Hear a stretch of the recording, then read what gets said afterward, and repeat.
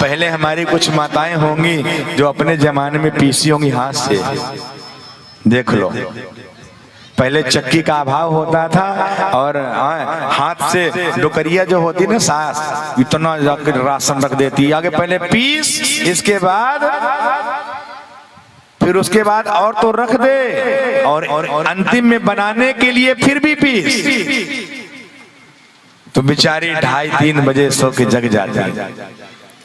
और उस समय हर माँ बहनों के, माताओं के 2-2, 3-3, 4-4 संतान हुआ करती थी। उन संतानों को भी देखना पड़ता था, उनको भी टाइम टाइम पे भोजन, टाइम टाइम पे नाश्ता, टाइम टाइम पे स्कूल भेजना।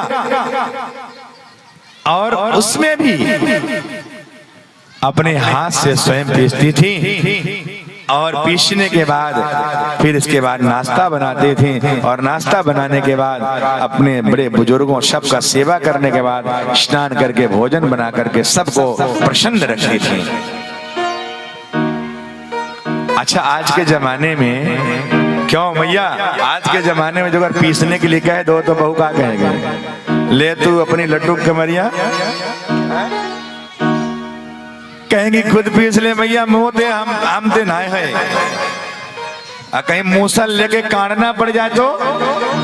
पहले चावल भी लोग ऐसे नहीं कहा, ओखली में, आहा वो समय था। और उसमें मेहमान भी बहुत आते थे। वास्तविकता ये है, आजकल तो कोई किसी के घर जाना रुकता नहीं है। अच्छा, एक व्यक्ति था बड़ा लोभी आदमी, उसके घर आ गए मेहमान।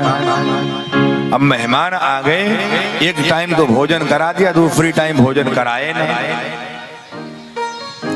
कराने की इच्छा नहीं, तो उसने क्या काम, युक्ति लगाई। बेटे से कहा, जब मैं मेहमान के पास बैठूंगा तो आना, और 2 बजे करीब भोजन बनाना। अपनी पत्नी ने 2 बजे उसकी पत्नी ने भोजन बनाया, इतने में बेटा 4 बजे पहुंच गया। पिताजी, शाम को क्या बनना चाहिए? पिता ने कहा, मतलब? बोले शाम को भोजन क्या होगा, मेहमान भी बैठे हैं। पिता ने कहा, अभी तो 2 बजे खाया हूं, दिन भर भोजन भोजन भोजन, मैं कोई राक्षस हूं? मेहमान ने कहा, राम राम राम, मैं दिन भर भोजन करूंगा। मेहमान सोचे यदि मैं बोलूंगी भोजन करूंगा तो मैं राक्षस।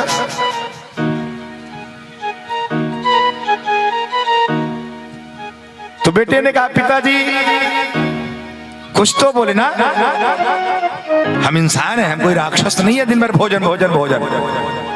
मेहमान से पूछ लो, जो अगर कुछ भोजन करें तो इनसे पूछ लो क्या खाएंगे।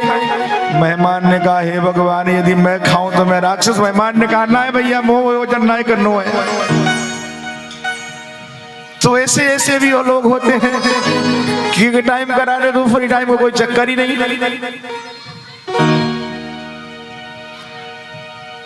अब वास्तव में गृहिणी गृह मुच्यते, स्त्री को घर कहते हैं। माताएं चाहे तो घर को स्वर्ग बना दे, माताएं चाहे तो घर को, माँ के हाथ में है वो।